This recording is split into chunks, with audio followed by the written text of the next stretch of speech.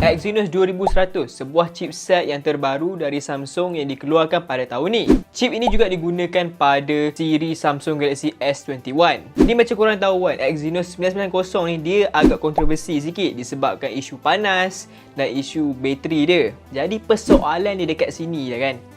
Adakah Exynos 2100 ni mempunyai gap yang besar berbanding dengan chipset tahun lepas seperti Snapdragon 865 dan MediaTek Dimensity 1000 Plus?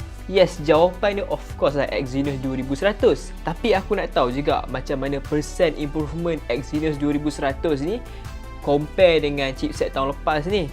Jadi untuk video kali ni aku telah membuat eksperimen dengan 3 phone ni, iaitu Samsung Galaxy S21 Ultra yang menggunakan Exynos 2100, Mi 10T Pro yang menggunakan Snapdragon 865 dan Realme X7 Pro yang menggunakan MediaTek Dimensity 1000 Plus.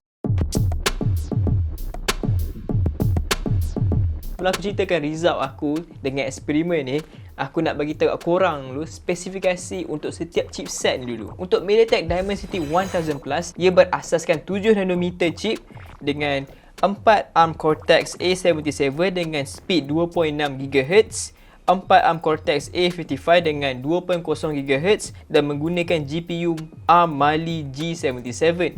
Untuk Snapdragon 865 pula, ia berasaskan 7nm chip dan menggunakan 1 Kryo 585 Prime dengan speed 2.84 GHz, 3 Kryo 585 Gold dengan speed 2.42 GHz dan 4 Kryo 585 Silver dengan speed 1.8 GHz dan menggunakan GPU Adreno 650. Untuk Exynos 2100 lah, ia berasaskan 5nm chip dan menggunakan 1 Cortex X1 dengan speed 2.9 GHz, 3 Cortex A78 dengan speed 2.8 GHz, 4 Cortex A55 dengan speed 2.2 GHz dan menggunakan GPU Mali G78. Of course, benda yang pertama korang nak tahu mesti dia punya benchmark punya score.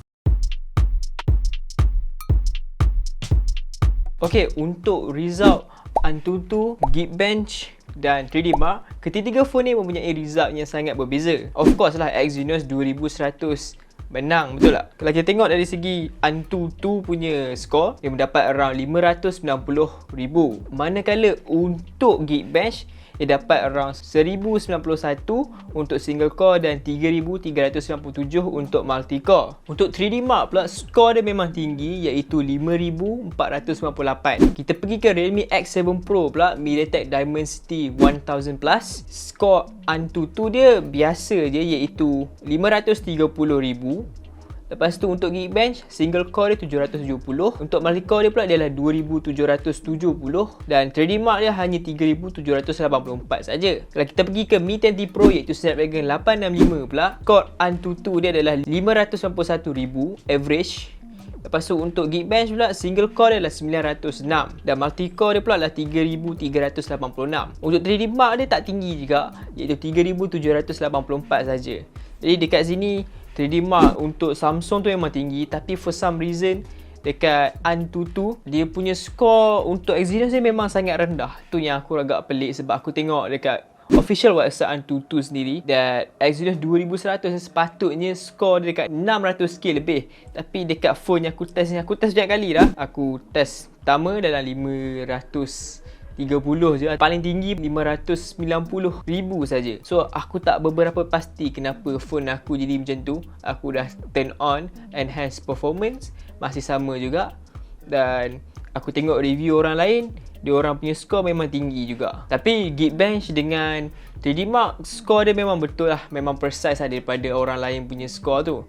Cuma Antutu tu yang pelik sikit. Jadi test yang pertama aku buat dekat phone ni adalah gaming test lah. Benda yang korang semua suka kan, korang nak tahu kan. Okay, aku hanya main 2 game saja iaitu PUBG Mobile dan Genshin Impact. Untuk PUBG Mobile aku hanya main 30 minit saja sebab aku nak tahu macam mana dia punya temperature untuk setiap game ni. Sebab selalunya orang main PUBG Mobile dia punya average game time dia around 20 minit, paling tinggi pun 40 ke 30 minit.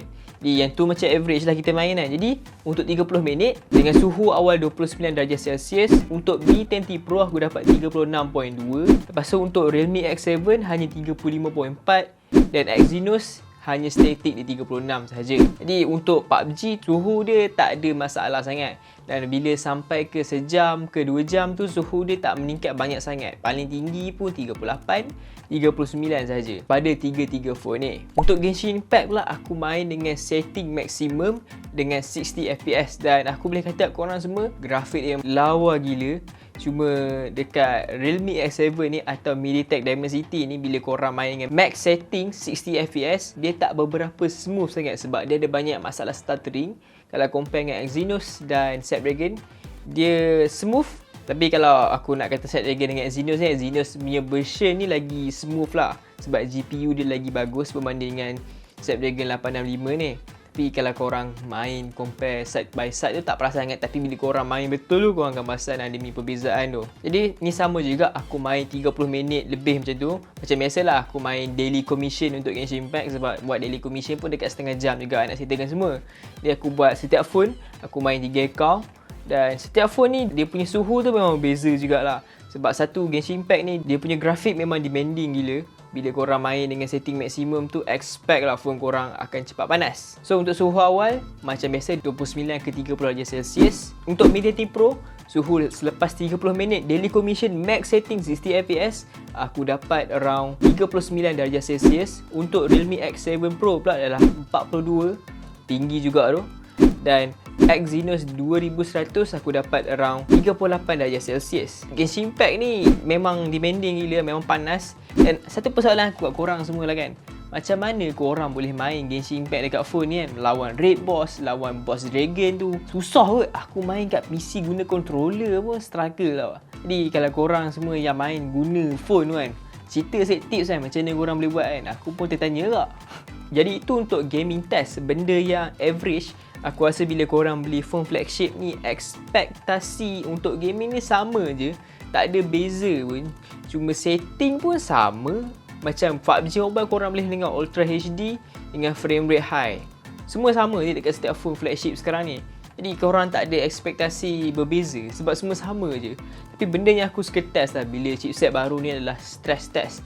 Sebab kita tengok macam mana dia punya performance bila kita letak dia punya chip ni ke tahap maksimum.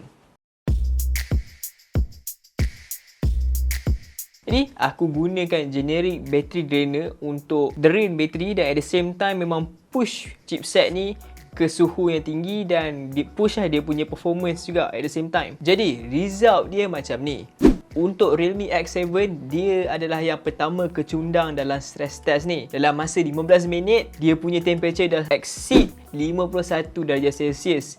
Dan bateri dia pun drain teruk juga hingga 89% dalam masa 15 minit. Dari 100%, 15 minit drop ke 89. 15 minit je. Pada minit ke-28, Snapdragon juga tumpas dengan suhu melebihi 51 darjah Celsius. Tapi bateri dia masih lagi kekal dengan elok lagi dengan 91% dari 100%. Untuk Exynos 2100 lah, dia masih kekal statik dalam 45 darjah Celsius, tapi bila sampai ke 30 tu dia dah mula dah naik ke 46 darjah Celsius, tapi still tak pernah exceed tinggi daripada 50. Jadi sepanjang 30 minit aku test, aku perasan dia punya temperature tu memang tak melebihi 45 pun, sampai 30 baru naik 46. Jadi dia punya suhu tu memang kekal bagus je dan bateri dia pun stay okey lagi. Dia selama 30 minit tu dia drop sehingga 89% sahaja dari 100%. Jadi dengan stress test ni kita dapat buat konklusi yang agak mudah. First sekali MediaTek chipset dia untuk performance biasa tu macam main game memang bagus. Cuma kalau kita buat stress test tu dia punya performance drop gila lah dengan suhu yang sangat tinggi. Pada jangka masa yang cepat suhu naik. Lepas tu dia punya bateri pun cepat drain. Tu untuk MediaTek. Untuk Snapdragon pula memang bagus dengan suhu agak tinggi jugalah sepanjang test tu. Tapi bateri dia memang padu. Kemungkinan adalah MIUI optimization sendirilah kat situ. Untuk Exynos 2100 memang banyak gila improvement kalau compare dengan kedua-dua chipset ni dari segi suhu dia sendiri. Lepas tu dia punya pengawalan bateri. Jadi itu saja untuk chipset battle kita di antara MediaTek, Snapdragon dan Exynos. Overall sebuah perbandingan yang menarik. Walaupun MediaTek ni masih baru lagi dalam pengeluaran chipset flagship ni, tapi dari segi performance, gaming semua tu memang bagus. Cuma itulah macam aku cakap tadi, stress test memang mati awal. Tapi untuk Snapdragon walaupun chipset dah setahun, dari segi performance semua tu memang mantap lah. Dan Exynos 2100 pula, memang aku boleh kata kat korang semua, sebuah penambahbaikan yang besar berbanding dengan Exynos 990 yang panas, bateri drain. Dan sekarang 2100 bateri bagus, memang tak panas dah. Jadi bagus lah. Tapi satu persoalan aku lah kan, dah sekarang ni Mi 11 nak keluar dan Snapdragon 88 ni agak hype juga. So persoalan aku kan, macam mana di antara dua chipset ni, adakah Snapdragon lagi bagus ataupun Exynos lagi bagus? Itu persoalan yang akan dijawab pada masa akan datang. Jadi stay tune untuk video tersebut. Assalamualaikum, aku Imran. Bye. Alright guys, macam mana video tadi? Mantap tak? Kalau korang suka, jangan lupa tekan like dan subscribe. Okay, bye.